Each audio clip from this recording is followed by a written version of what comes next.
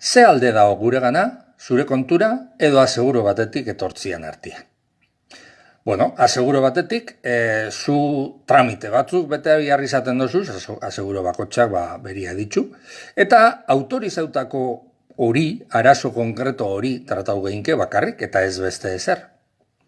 Zure kontura zato zenian ostera, eskuak libre dakauz, nahi duen guztia tratau leike, nahikoa da, txandi hartu, saio hain, ordaindu, eta listo.